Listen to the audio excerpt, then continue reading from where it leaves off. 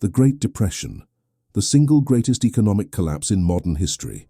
For millions, it was a time of hunger, fear, and despair. But for a small group of powerful men, it became something else entirely, a once-in-a-lifetime opportunity. While ordinary people lined up for bread, others were quietly lining their pockets. This is not the story you were taught in school. Because behind the crash of 1929 lies a truth few dare to speak.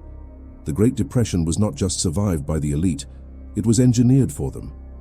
If you've ever wondered how the world's richest families seem to grow wealthier after every disaster, stay until the end. Because this story doesn't just explain the past, it exposes the pattern that still defines the future. The textbooks say the Great Depression began with panic, a chain reaction of fear and greed that no one could control. But history rarely happens by accident. Long before the markets fell, the foundation for collapse had been carefully built. The creation of the Federal Reserve in 1913 gave a handful of bankers something no one had ever possessed before: the legal power to control the money supply of an entire nation. It was sold to the public as stability, but to those who built it, it was control, and with control came opportunity. During the roaring 1920s, credit was easy, speculation was encouraged, and optimism was endless. Newspapers spoke of a new era of prosperity, but in truth it was an illusion, a mirage built on debt.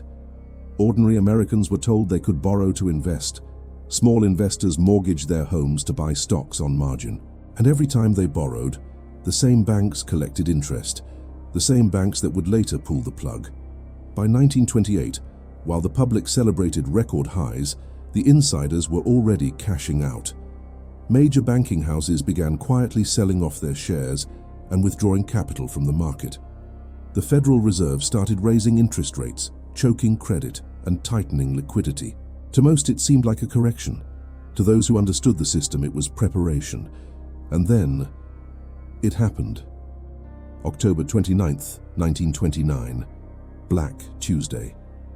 In a single day, panic spread through Wall Street. Fortunes vanished, banks failed, families lost everything. But while millions were ruined, the great banking dynasties, J.P. Morgan, Rockefeller, Warburg, were waiting with cash in hand. As prices collapsed, they bought everything that mattered: factories, land, companies, even other banks.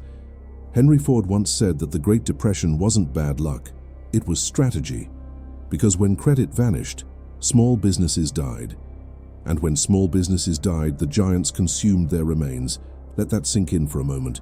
The same system that caused the collapse profited from it. By 1930, thousands of banks had failed. But not all. The ones closest to the Federal Reserve were quietly absorbing the smaller ones. It was consolidation on a national scale. Power, once spread across thousands of institutions, was now in the hands of a few.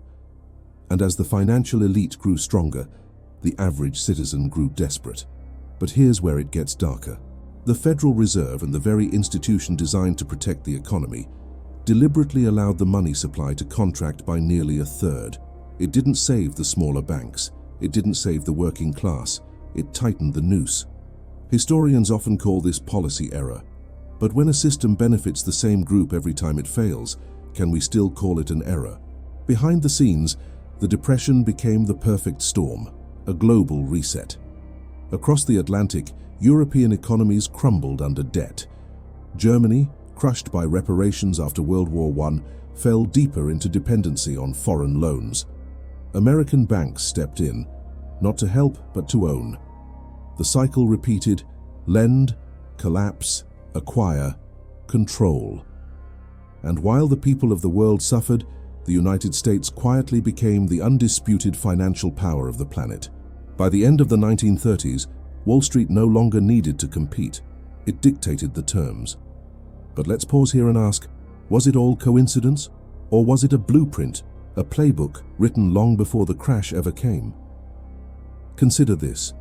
Every crisis since 1929 has followed the same pattern.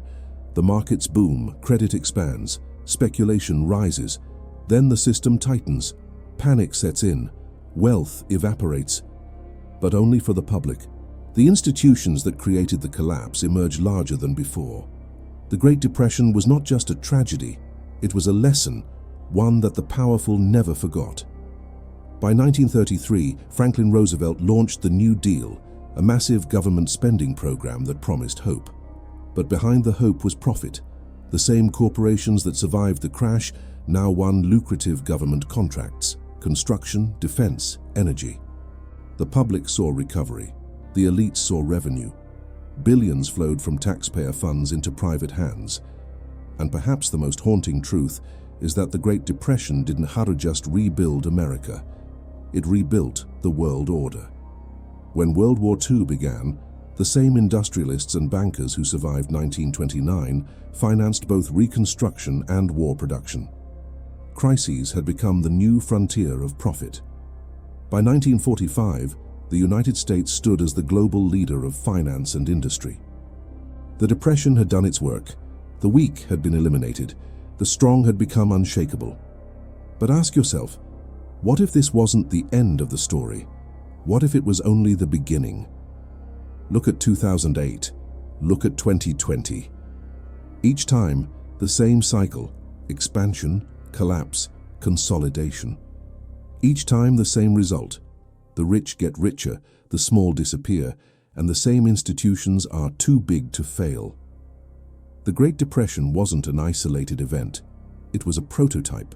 Crises became currency, and the hands that printed that currency never changed. We often think of the Depression as a moral lesson about greed, a warning against speculation and excess. But maybe it was something else entirely. Maybe it was proof that modern capitalism isn't broken. It's functioning exactly as intended. Because crises don't destroy wealth, they transfer it. They move it upward, silently, efficiently, and permanently. So when you hear the next headline about economic collapse or market crash, remember, the last time this happened, some called it tragedy. Others called it opportunity. And the truth is, that ledger of power, the one that recorded the profits of 1929, it's still open. The same forces that engineered the fall still shape the rise.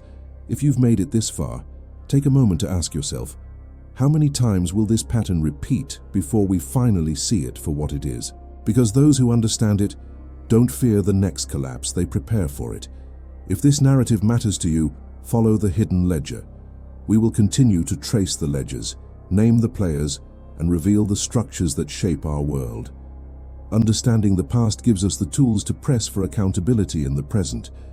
The ledger that recorded the profits of 1929 is still open. Knowing its lines helps us see where public resources flow and who benefits when markets quake. History repeats in patterns. Patterns can be changed. Learn them, expose them, and act.